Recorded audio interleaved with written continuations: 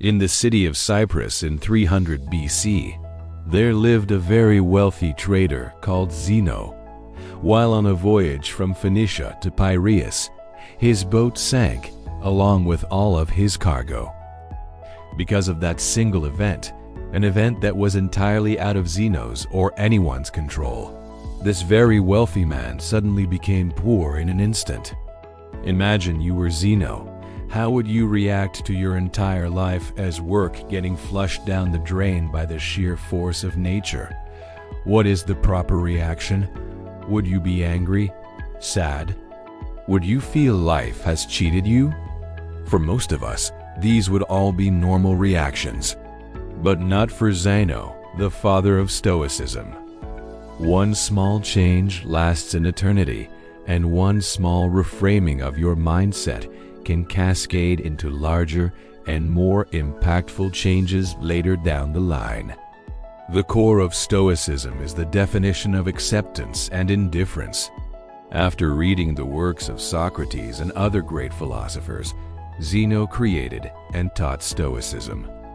According to Zeno, although we don't have much control over what happens to us, we do have control of how it affects us, and we must use this control to great effect.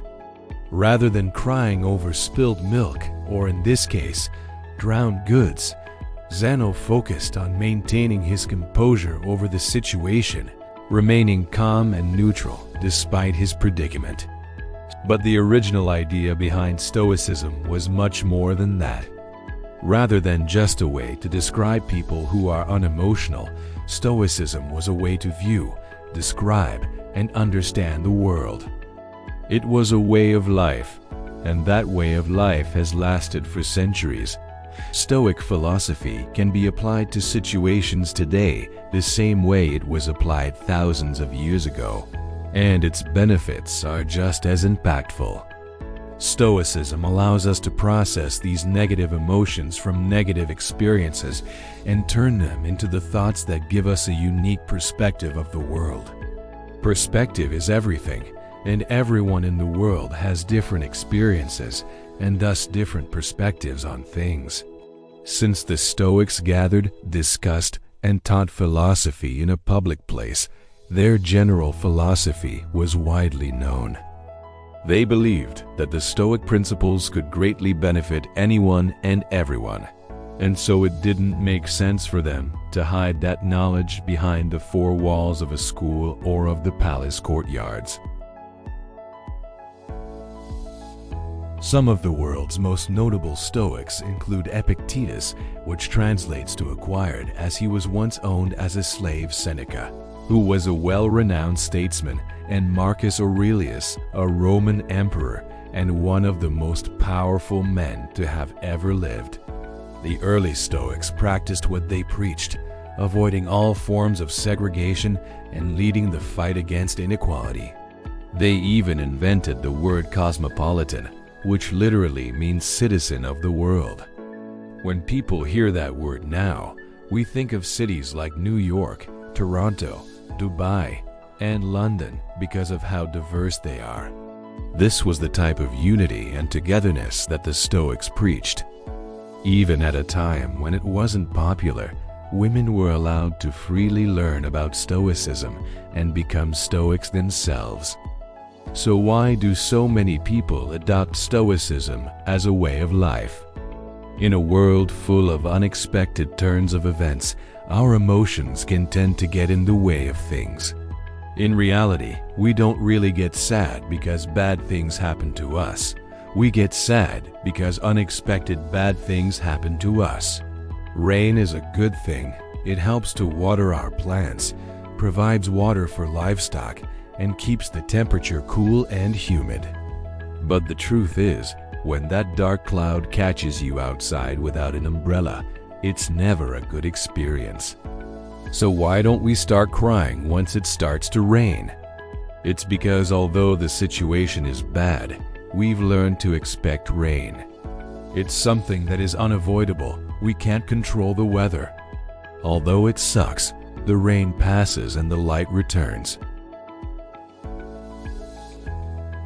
Picture the worst outcome and be content knowing it could happen. One of the Stoic exercises is known as voluntary discomfort, an exercise aimed at increasing feelings of gratitude. Sleep on the floor of your kitchen. Take cold showers when you normally take hot ones. Eat nothing but potatoes for a few days, things like this.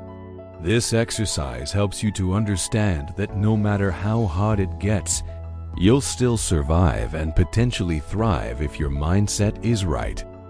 By being able to withstand these uncomfortable situations, we indirectly prepare our mental for future misfortunes. With the current state of the world, where advertisements are constantly being shoved down our throats, we're made to believe that if we don't have the next best thing look a certain way or make a certain amount of money, that we will never be happy. This message is more important now than ever. We enter the world not knowing much of anything. We grow up being taught things at home, in school, and by observing the world for ourselves. The thing is, a lot of times, all three of these sources of knowledge teach us in different ways. The question is, do we need to internalize all of this knowledge? If we do, we could unknowingly be setting unrealistic expectations for our lives, leaving us ultimately disappointed and unsatisfied in the end. That's no way to live. We should instead focus on improving ourselves for ourselves.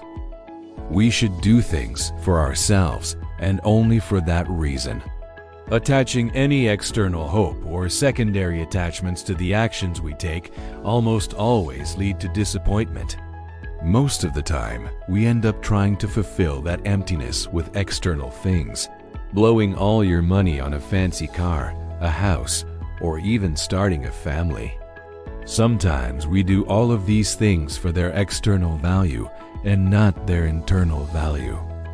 But Stoicism teaches that if you approach life this way, you place your happiness in the hands of external forces, forces that can always fail.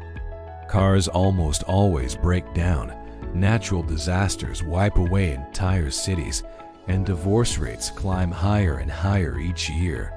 But even the free things in life come at a cost. The cost of space, both physical and mental. As Seneca once wrote, learning to live with less will create space in your life for the things that truly matter to you. We must choose to do our best to keep a cool head, regardless of what life throws at us. Because regardless of what it is we want at the end of the day, we don't have any control over the majority of things that happen to us, but we do have all the control over how we react to those things. That is the dichotomy of control, the most important principle in Stoic philosophy. Stoics teach that we must learn to separate what we control from what we cannot control.